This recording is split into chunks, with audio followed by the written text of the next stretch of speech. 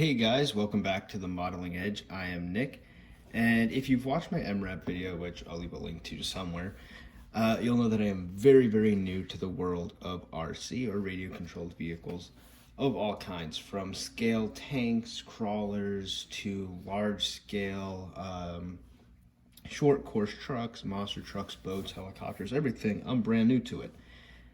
Fortunately, modeling and painting and doing that sort of hobby is still my main hobby and passion, and I can still get work for it. So this is actually for a guy I work with. He just got a brand new RedCat Wendigo, which is a rock racer. It's kind of a hybrid crawler and a short course truck.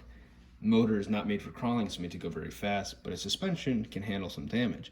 So to emphasize that, we get a little RedCatRacing team to go inside of the truck, or racer, or crawler, whatever you want to call it. And I'm lucky enough to paint that racing team. So this is going to be just like my quick tutorial on uniforms. I know I did a basic face painting tutorial for my Patreon. This is just going to be on YouTube. How I'm going to paint these faces, what I'm going to do, and all that jazz. So let's get right into it. Alrighty, so first things first, I'm going to start with surface primer. Even though these are really large scale heads, I got some primer on my wet palette. I'm going to be brush painting for most of this, so slow and steady. Now, first thing I want to do, or anybody wants to do before painting stuff like this, especially for RC bodies, it doesn't really matter, well, not RC bodies, but RC cars, models, anything, is always clean the plastic. As you can see, my friend was bashing with this a little bit, so they're kind of dirty, but also you want to clean off any of the mold oil and anything like that, just to give the paint something to cling to on the surface. There's still some dirt on his face. And then we're just going to very lightly, I'm using gray so I can see a lot of my detail. I would do black. It's really up to you what primer you want to use, but very lightly build up the priming coat.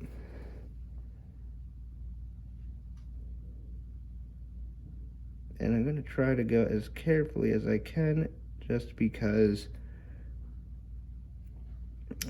even though this is actually a separate piece, so good on RedCat for this, the face and the helmet are actually separate pieces for most of this. They're still pretty close to the helmet. Since I'm not actually repainting the helmet, I don't want to get any stray paint on there, so nice and easy. Trying to keep it as neat as possible, and it's okay. You can see that it's pretty translucent so far. That's fine. We're gonna do probably 2 coats of primer before we actually get to our base coat anyway. So yeah, you just want to build it up very slowly, not too much paint on your brush, as controlled as possible.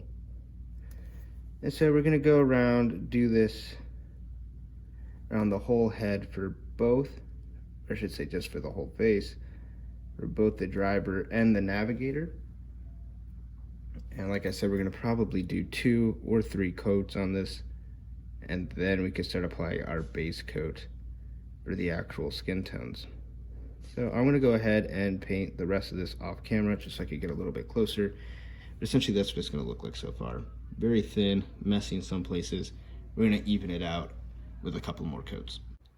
Alrighty, so we got the priming coat done, and yeah, it took 3 coats, and the light still kind of hits it weird, but if I can just get the camera to focus, they are completely primed. Now, this is going to be a little bit different than most of my builds or painting for faces, because my coworker wants these done ASAP. So he kind of wants them the next time I see him, probably going to be tomorrow, so this is a real quick job. Or less than 4 days. I don't really know why he made up these time frames. I think he was joking, but I'm going to try to do it anyway and meet his expectations, because I know he probably is aching to go and bash with the Wendigo again. So we're just going to do really basic 2 coat skin tones, some washes, nothing else, no building up layers or anything like that. But still should generate some pretty decent results. And so for the skin tones, we're going to use Vallejo Air's Burnt Umber, medium camo brown, and flesh to mix together to make the darker skin tones that he wants. So we're going to start with Vallejo, and these are going to be applied, again, same thing as the primer, very thin coats over time, and given how thin the primer, or how many coats the primer took, it'll probably be about 3 or 4 of these. So not really a quick job by any means, but quicker than multiple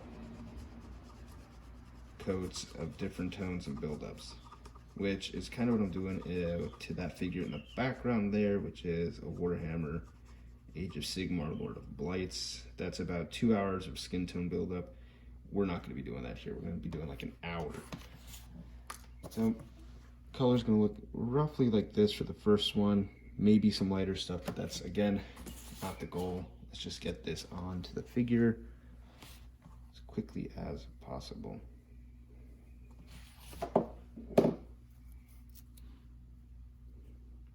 Please focus.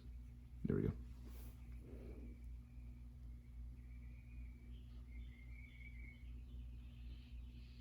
So using Vallejo model air is kind of hard because, as you can see, it's incredibly thin paint, almost like inks.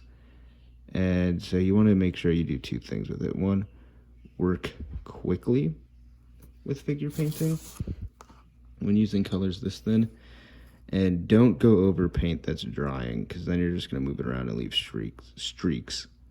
But at the same time, you want to be conscious and try not to let it pool as much as possible. So if you can control it, you really don't want any areas to be too dark or too light. You go further down. Alrighty, sorry for that little interruption, but basically done for now. Just because, just like with the primer, I'm going to do most of this off camera so I can get a little bit closer and kind of try and control my paints a little bit better. And I will show you the results for both figures afterwards. That it should look, if you're going to do something like this before I go, it should look like this right now. Lots of streaks, lots of broken up parts, because again, we're going to be building it up. Okay, so here are the 2 heads finished, just the base color of skin. That's all we're doing now. It took a lot more coats than I thought, and they're still a little too glossy, but given some time, they'll be fine. Right now, we're going to work on details like the eyes, eyebrows, and maybe some washes. And then they're going to be good to go. So again, this is a really, really quick project, but for the time frame that I had, we're doing okay. Take some off-white and some of the Ghost Gray primer. Just mix them together. One primer is pretty thick paint, which really offsets how thin the Vallejo mech line is. If nobody's worked with them before, they're really thin. 1, 2, you don't want to paint white eyes straight up on miniatures. And I think this is something I talked about in my other face painting tutorial, and that's because it just looks kind of off. They pop too much. You do want them to obviously look like eyes and everything, but you don't want them to look like they're bug-eyed. And most of the reason why that happens is not just because painters paint really big eyes on their miniatures or something like that. It's because when you look at a person, their eyes are not just bright white. So we're going to try to find a happy medium between the light gray and the white here, to sort of begin doing eyes on both of these figures.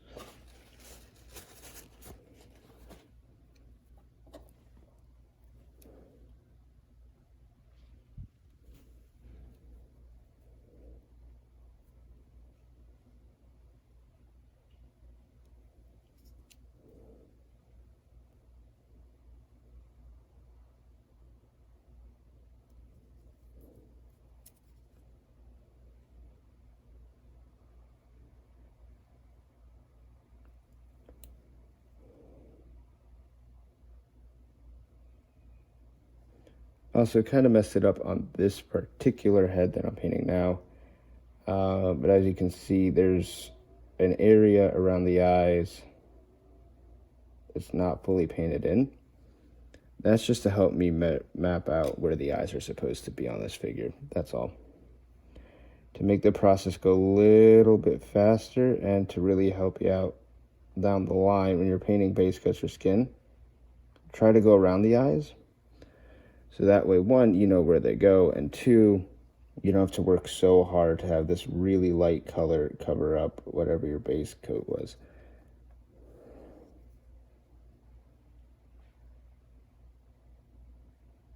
Now, unless you're doing like really pale flesh, almost all flesh base coats are a little hard to cover up.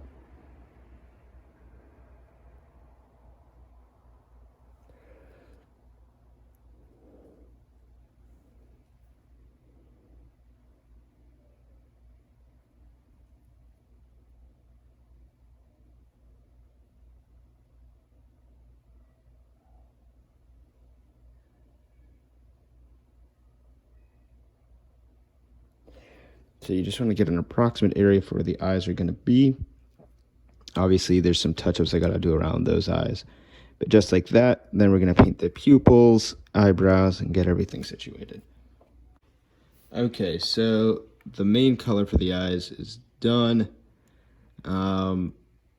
Basic eyebrows on both of them. So now we're just going to do the pupils. Well, irises and the pupils. And we're going to try not to mess it up. I'm just going to paint both pupils, or both sets of pupils, same color as brown.